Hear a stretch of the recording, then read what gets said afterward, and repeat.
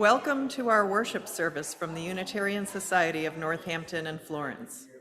I'm Ginny Furinger, and I'm a member of the worship liaison team. Thank you to everyone in the Great Hall and at home who is helping with our service this morning. We strive to be a congregation that welcomes people of all ages, races, religious beliefs, backgrounds, sexual orientations, gender identities, and abilities. We belong to the Unitarian Universalist Association of Congregations, and we are guided and inspired by its values and principles.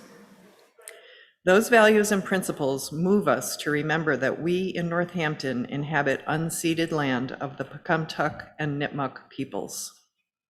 Our values and principles remind us to acknowledge our responsibility to face all the painful legacies of dispossession and systemic racism that are part of our collective history, even as we affirm and celebrate the legacies that inspire us. We are here to support and celebrate one another and to renew ourselves with hope and gratitude and new resolve. This morning, our service is on Zoom and YouTube, and we have about 25 people in our great hall. It's really wonderful to see you all.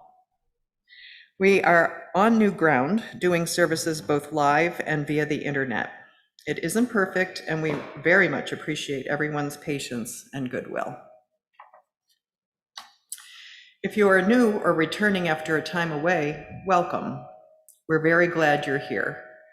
Please feel free to fill out a welcome card, which you can put in the offering plate here on the chancel to the side here, or after the service.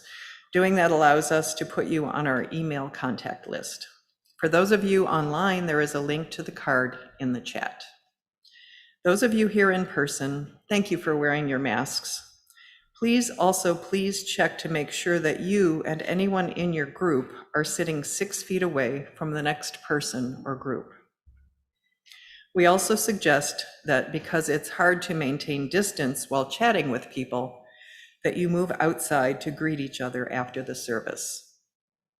We ask everyone online to please remain muted throughout the service and turn off your videos except during the greeting in order to help the technology work as smoothly as possible. We hope you'll stay for or join the Zoom social hour afterwards. It's a great way to engage in meaningful conversation with people you might not otherwise have met. And now we'll begin our service.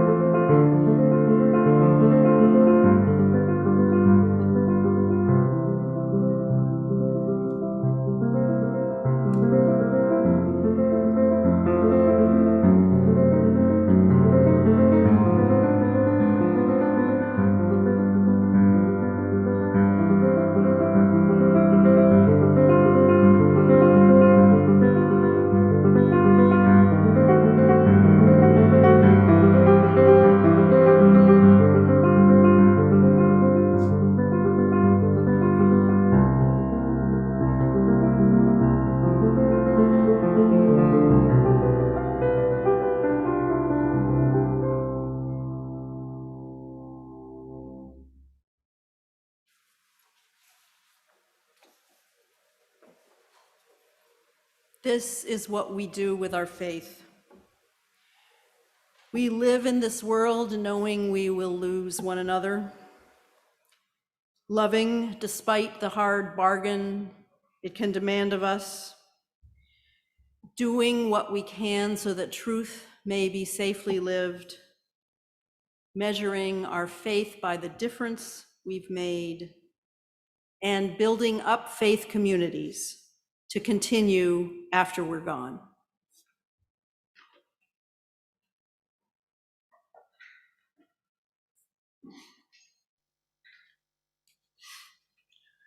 I invite you to rise for our chalice lighting. We are still asking those of you in the Great Hall to refrain from singing, but I hope you will hum gently or sing in your minds or say words in your minds. And those of you online, please sing and say aloud for the rest of us. The words are by Deborah Falk. The chalice is a symbol of our faith, a faith built on the foundations of freedom, reason, and welcome, and sustained by acts of kindness and justice. A faith that demands the living out of goodness, a faith of wholeness.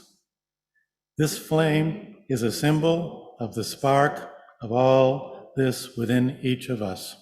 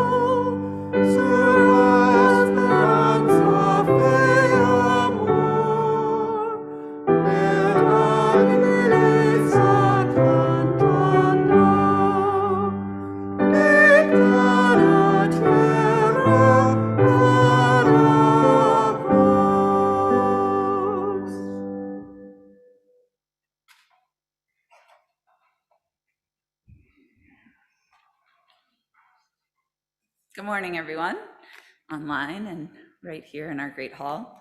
Let me just adjust.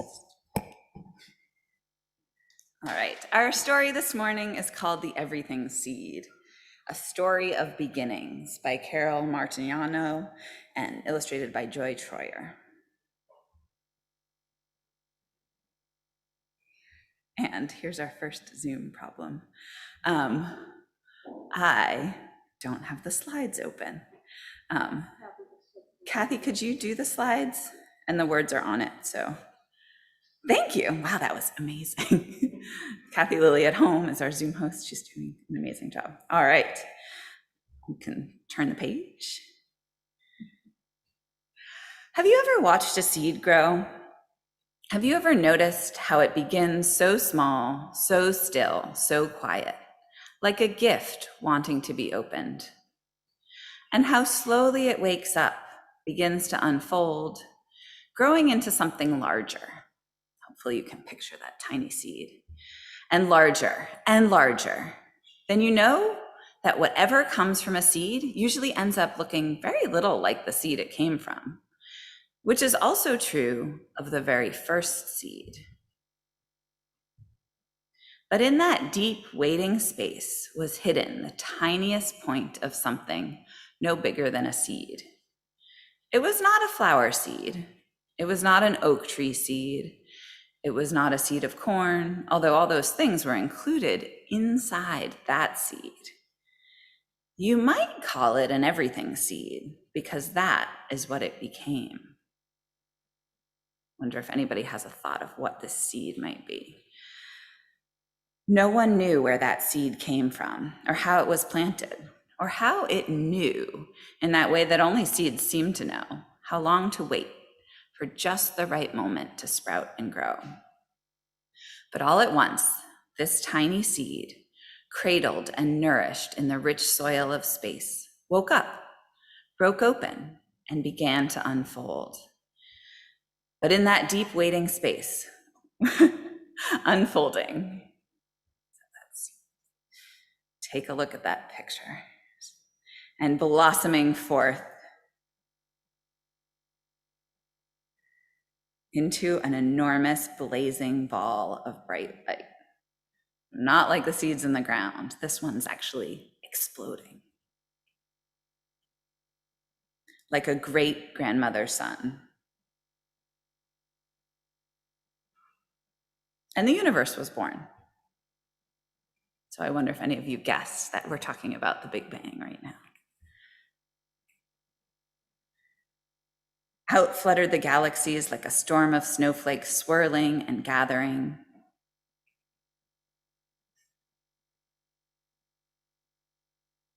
You can turn the slide.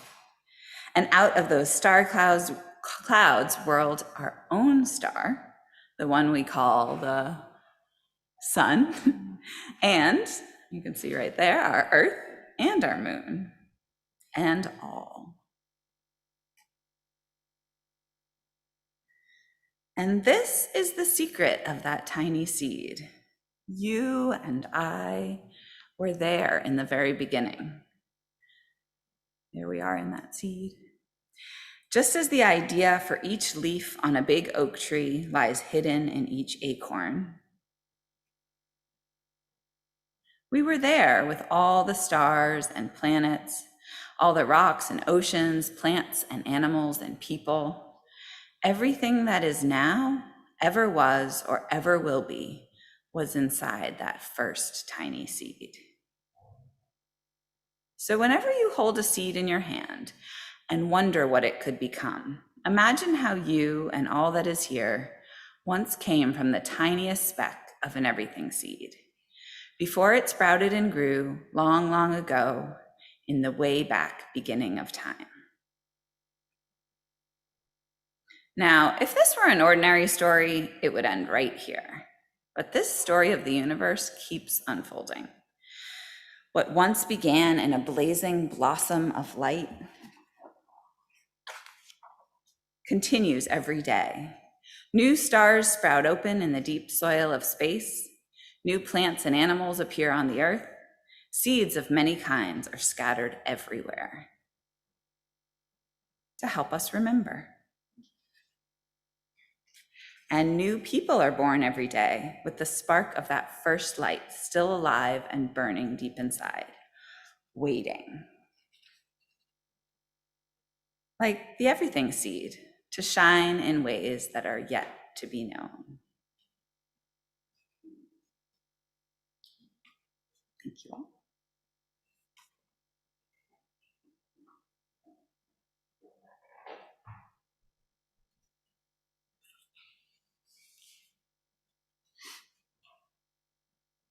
Please rise now in body or spirit as we sing or listen to hymn 52, In the Sweet Fields of Autumn. Those of us in the great hall, please sing in your heart and hum softly if you like.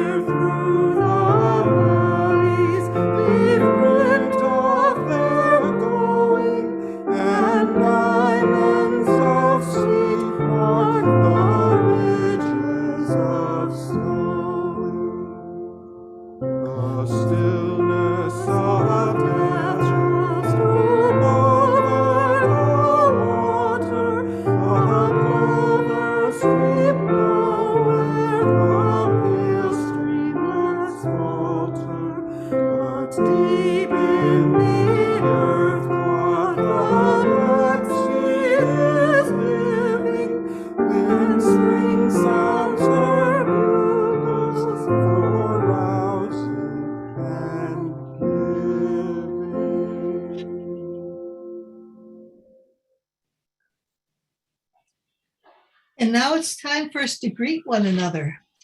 You're invited to turn on your videos, wave and say hello in the And chat. now it is time for us to greet one another.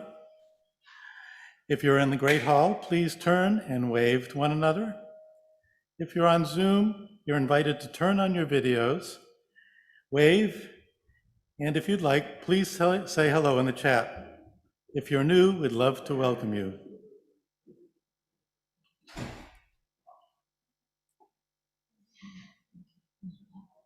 You can wave to the people online too.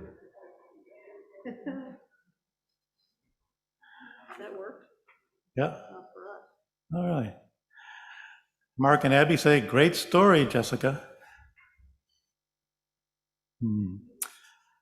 Video is disabled, video won't start. Don't worry about it. All right. Ignore the man behind that curtain.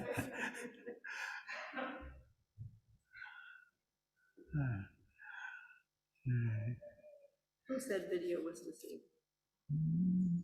Oh, yeah. Kathy.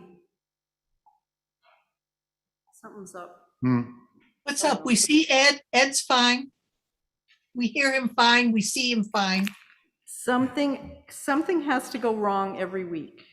Something little or something big, so. We're camera shy this morning. Who said that? Sarah's iPad. Fix now. Okay.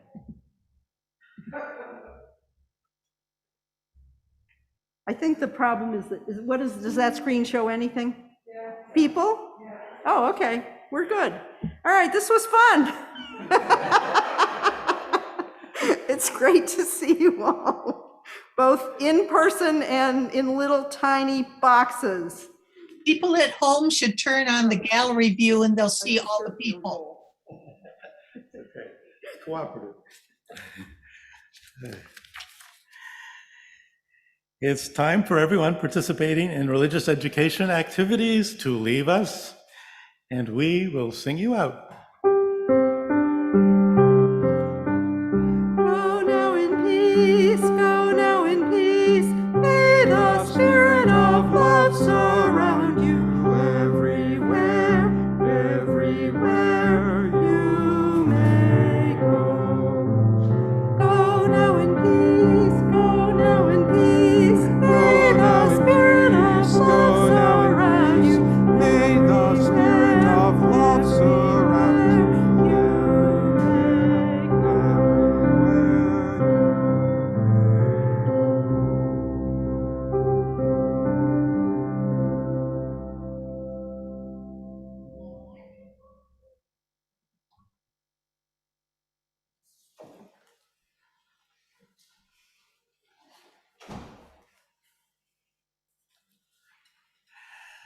My name is Ed Olmsted. I'm Vice President of the Society. Our generosity makes everything we do possible, and it helps us support organizations and movements in the greater community. Half of the proceeds of each week's offerings support the Society's operating budget, and the half are shared outside our walls.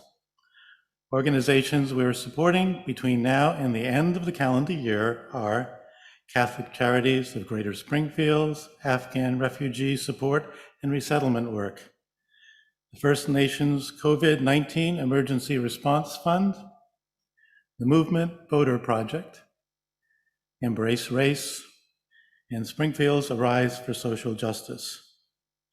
You can mail in a check or donate online. The link is in the chat.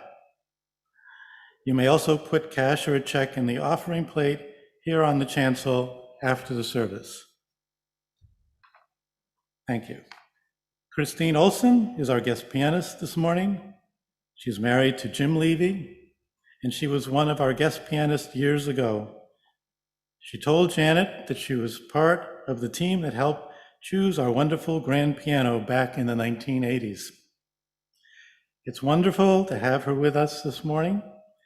And now we'll listen to our offertory music.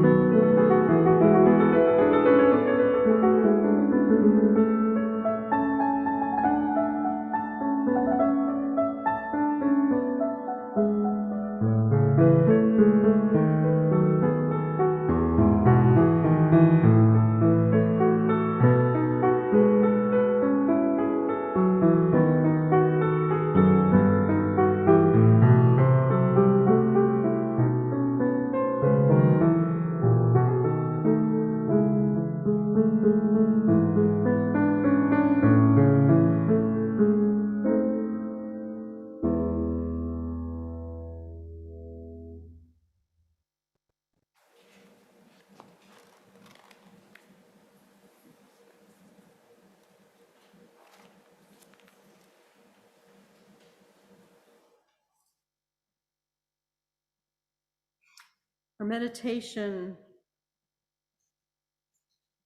is something called That Which Holds All by Nancy Schaefer. Nancy Schaefer was a UU minister who died of cancer not too long after she was fully ordained. She wrote, because she wanted everyone to feel included in her prayer, she said right at the beginning several names for the holy. Spirit, she said. Holy One, Mystery, God. But then, thinking these weren't enough, they weren't enough ways of addressing that which cannot be fully addressed, she added particularities, saying, Spirit of life, Spirit of love, Ancient Holy One, mystery we will not ever fully know, gracious God, and also Spirit of this earth, God of Sarah, Gaia, Thou. One who made the stars, she said, although she knew technically a number of those present didn't believe the stars had been made by anyone or thing, but just luckily happened.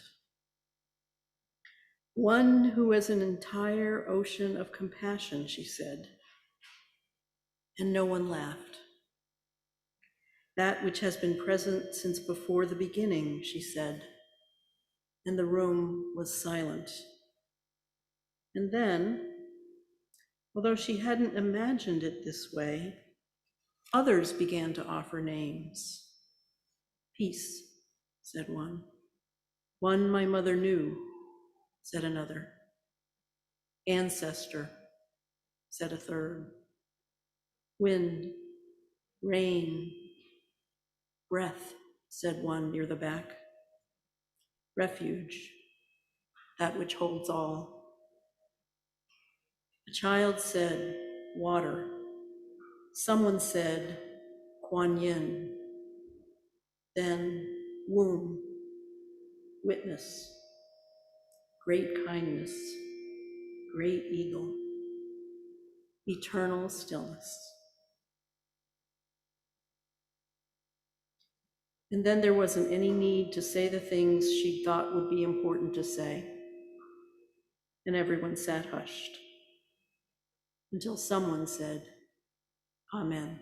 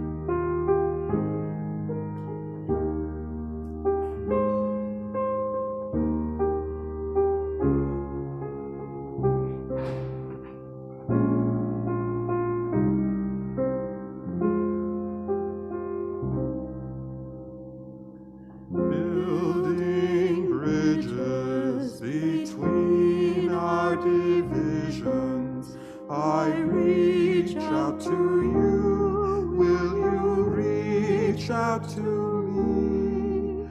With all of our voices and all of our visions, friends, we could make such sweet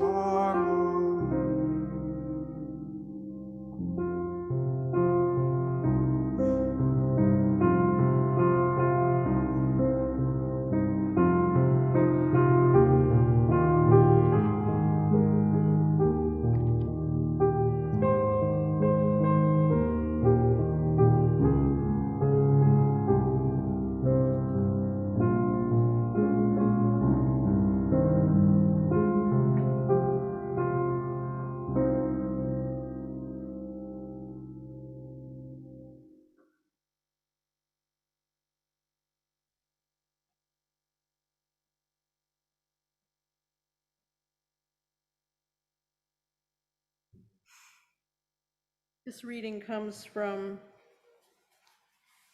Emma Merchant, who is a UU from somewhere.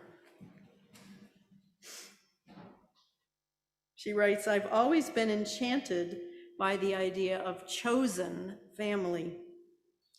I think congregations are in some ways like a chosen family. The thought that we are here, each making a choice to be part of this community, is powerful. I'm not stuck with you because you're my cousin, and I'm not allowed to be rude. I could leave if I wanted to, but I don't because of the way we have each nurtured this community. I choose to be stuck with you, for better or worse. And we have continuously made this choice over and over again. Every time we attend worship, every time we donate our time and energy, every time we clasp hands or sit in silence in meditation, is a promise. I'm here with you and I'm here for you. The DNA of this community may be metaphorical, but it exists within me. The words covenant and right relation are second nature, words that I have chosen to bring into my life.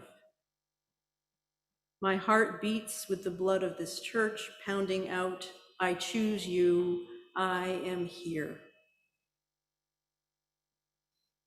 This is a safe place, a place of learning, a place of compassion, a space created by the very idea of love. We chose to build a sanctuary because we chose to be together. And we make the choice to stay stuck together, even when we don't even want to be in the same room.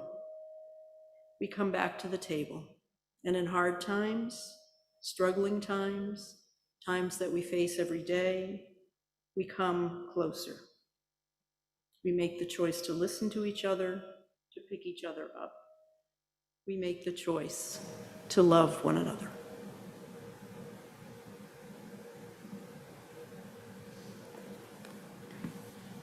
Our next hymn is a very short one again.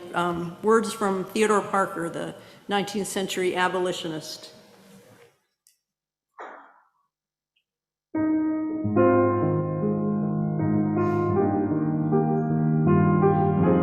can rise if you want to. Move.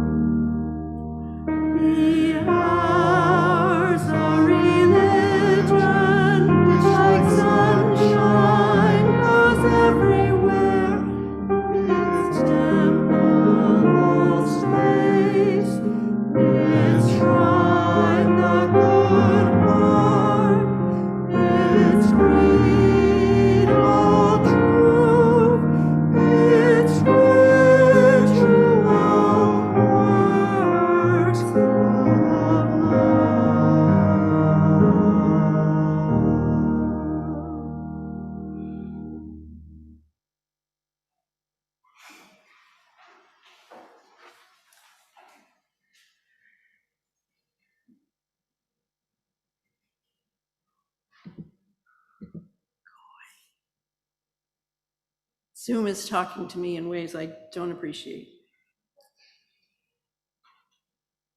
This past week, I was in southern New Hampshire for a few days at a conference retreat with other UU ministers from across New England. Most of them were from Vermont and New Hampshire. We joined in very simple worship services together. There were no sermons. We sang, we heard a reading or two, we sat in silence, we participated in some simple rituals, we meditated or prayed. And our setting was at a camp and conference center next to a small lake. The weather was the way it was here, just a rare, precious autumn gift. And on our last full day on Wednesday, there was a workshop offered by a group called True Story Theater. Maybe some of you know them. They're a nonprofit theater company in the greater Boston area. And they offer improvisational performances, skills training, active bystander workshops. And the workshop that we were having was billed as improvisational play. So some of the introverts among us, myself included, were a little uneasy. We were outside, we formed in a big oval, and we began with very simple movements, reaching our hands to the sky, patting ourselves on the back, congratulating ourselves for being there. And then we moved into some partner exercises, with one person mirroring the movements of another. And another game, the leader gave us a cue to move, and you had a choice. You could run, you could walk, or you could just stand there. He'd call out a pause, and then we'd stop to notice where we were and make eye contact or greet someone near us. And I thought, this must be the kind of game they do in youth group. It felt a little awkward. But I started to relax a little bit, and then we had a choice, which was join a group that would explore using their voices. That would have been an easy choice. A group of people who would write, an easy choice. Or a group that would do more movement, including contact improv. And I hesitated, but I stayed with movement. And we did more mirroring. We tried more complicated movements in dyads and groups of 4. And every time we did something, then we would change and have another partner. And to mirror someone else's movement, whether it's just doing this or something more complicated, you really have to watch them, and you really have to tune into them and pay attention. And it was challenging, but after a while, it just began to be fun. The sun was shining, the trees, we had some towering trees in front of us, and we were creating dances. We were creating patterns and dances within a larger dance. As Unitarian Universalists, we affirm and promote each person's free and responsible search for truth and meaning. That's principle number 4. And we affirm and promote acceptance of one another and encouragement to spiritual growth in our congregations. That's principle number 3. So how do they play together in the dance of our faith? Our worship theme this month, we're using a program called Soul Matters, which we've used in the past. Our worship theme is relationship, and the focus of the Widening the Circle conversations is theology. So for those of you who haven't heard about this or don't remember, Widening the Circle is the name of a report that was published by appointed members of a UUA Commission on Institutional Change. Our association, the Unitarian Universalist Association, charged them in 2018 with supporting long-term institutional change and doing it in a way that redeems the essential promise and ideals of Unitarian Universalism. And that report came out in June of 2020. It says, today, Unitarian Universalism lives in our diversity of thought, belief, and practice. We hold the many/and of a vast range of practices, beliefs, and theological understandings. And it goes on to say, as a living tradition, Unitarian Universalism has 2 commitments: freedom of belief and an orientation toward inclusion, interdependence, and justice. Freedom of belief is principle 4. Inclusion and interdependence, that is principle 3. And of course, principle 7 as well. Freedom of belief is critical to many of us. We value the right to responsibly decide what we believe, to follow our own paths. But the report suggests that One of the unintended consequences of our emphasis on freedom of belief has been the atomized individualism of the search for truth and meaning, without accountability to its impact on communities. What does that mean? What might be some of that impact about an overemphasis on individual belief in our religious communities and beyond them? What happens if you're on the dance floor doing your own thing with little heed for those around you? I don't know about you, but I step on people or bump into them. And other people may be uncomfortable and decide to leave the dance floor.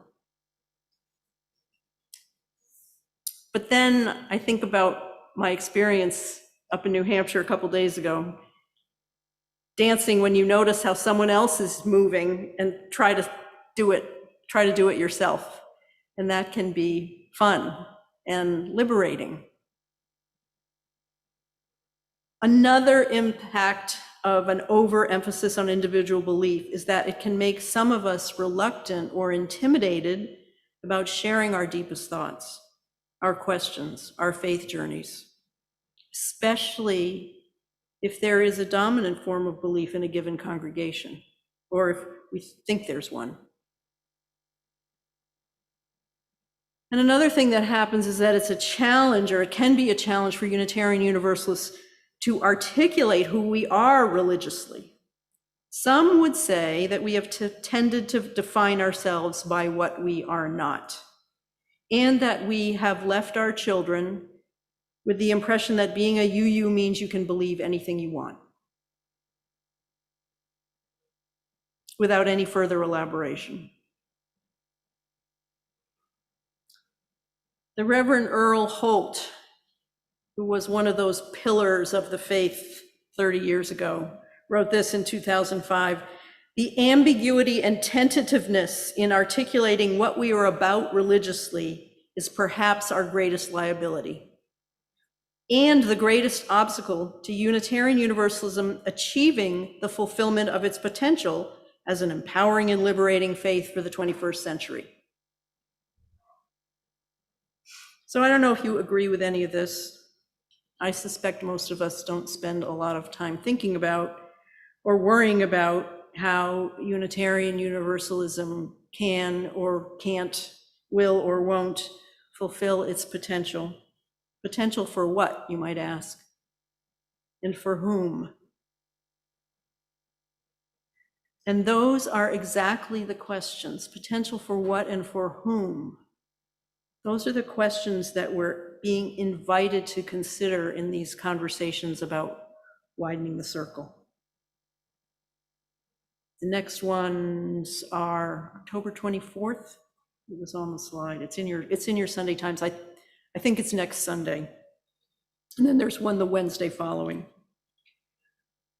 Earl Holt went on to say, the fear that any articulation of what Unitarian Universalism is about religiously somehow threatens the integrity or right of conscience of any individual, that is institutionally disabling.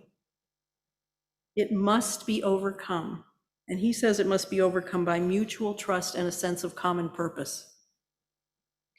And maybe, the report writers are saying, an attempt to claim some stronger, firmer theological ground.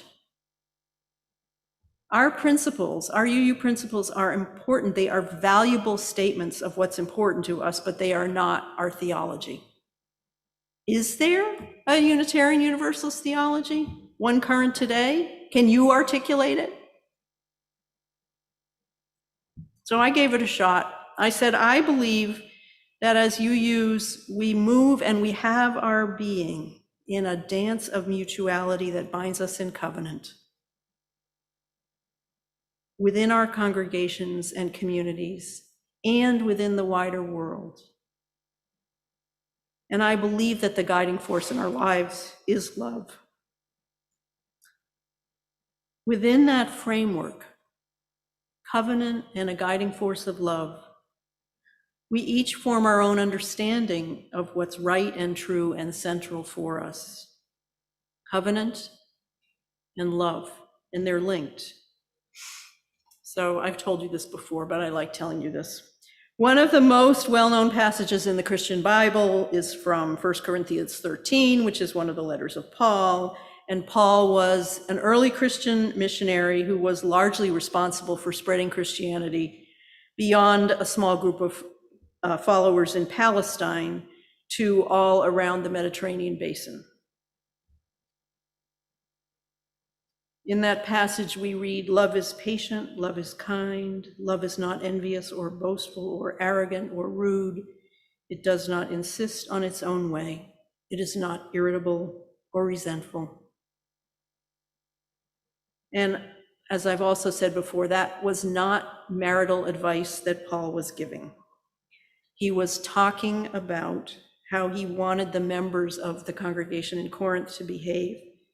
Listen, he's saying, I want you to treat each other with love, with caritas is the Latin word, with love. Love is patient, kind, humble, generous, considerate. And he could have added, love pays attention. Love listens deeply.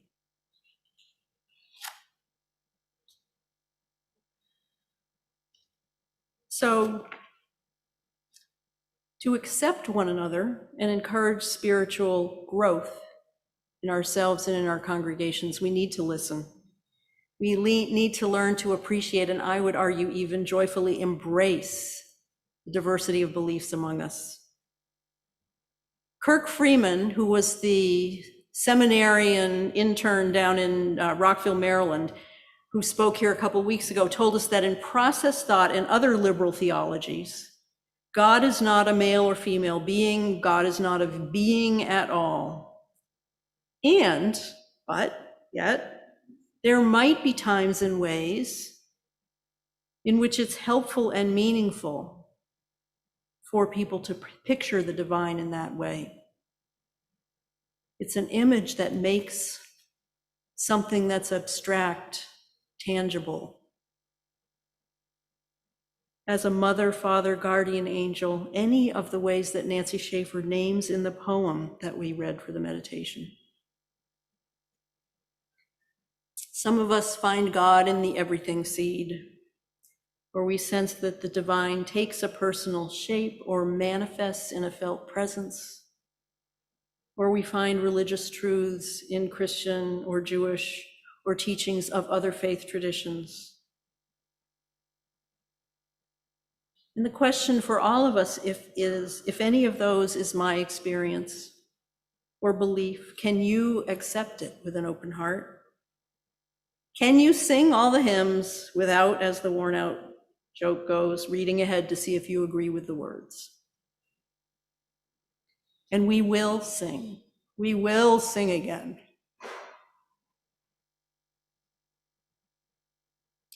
Here in this congregation, I think we're doing that more freely than we did in the past. So Paul's letters to the Corinthians are part of our Unitarian and Universalist, but part of our Unitarian heritage, and their Puritan forefathers and mothers, but mostly fathers, drew on those letters in developing ideas about how to be together as a community and how to govern themselves. And they codified those ideas in a document called the Cambridge Platform of 1648, a document that said, among other things, that congregations, these were Puritan congregations, are associations of people who come together freely in covenant, grounded in the principle of mutuality and loving support. Our theology is grounded in communal experience and responsibility to and for one another in covenant, in what Emma Merchant called the choice to be stuck together. So I think the centrality of covenant shows up in that third principle, acceptance of one another and encouragement to spiritual growth in our congregations. And the clergy and the lay people who wrote that Widening the Circle report have suggested that as Unitarian Universalists, We need to expand our foundations, strengthen our foundations as a faith community tied together, not by dogma, not by a creed, but by covenantal relations. To make it explicit and weave it into the fabric of who we are and the messages that we have to share. The guiding force in our lives is love, and within that framework, each of us forms our own understanding of what is right and true and central in our lives. And at our best, we stick around for one another. At our best, we notice when someone has left the dance floor or seems hesitant to venture onto it, and we try to make them feel welcome. I've heard stories, and you may have too, of people who were saved by a UU church.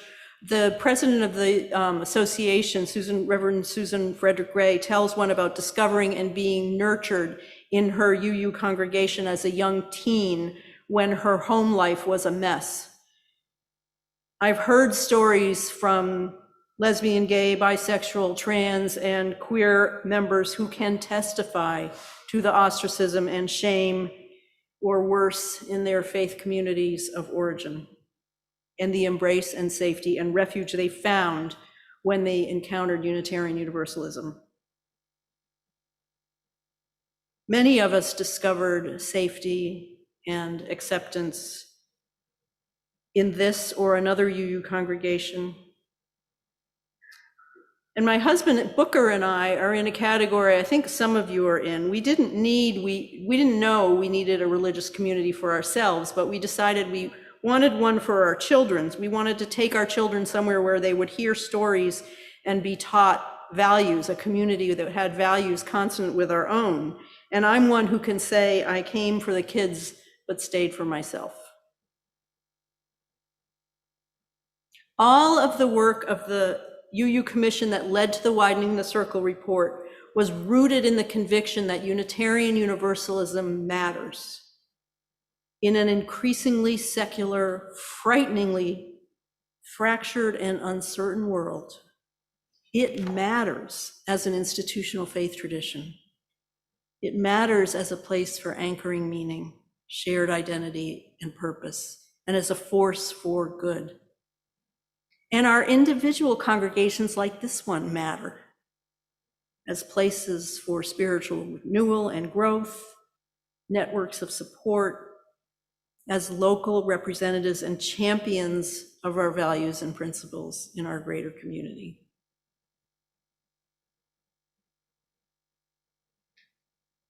The Commission report came out of a conviction that Unitarian Universalist congregations and the UUA itself all need to do some soul searching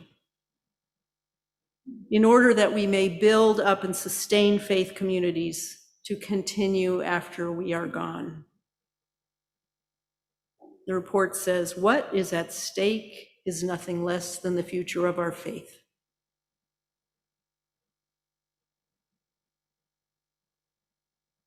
So we'll end with those words from Theodore Parker. Be ours a religion that like sunshine goes everywhere. Its temple all space, its shrine the good heart, its creed all truth, its ritual works of love. May it be so.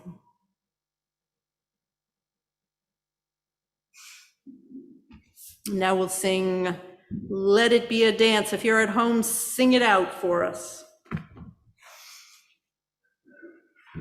Or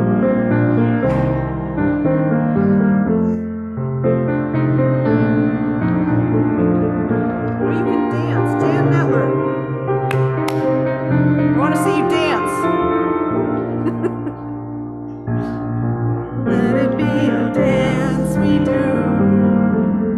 May I have this chance with you for the good times and the bad times.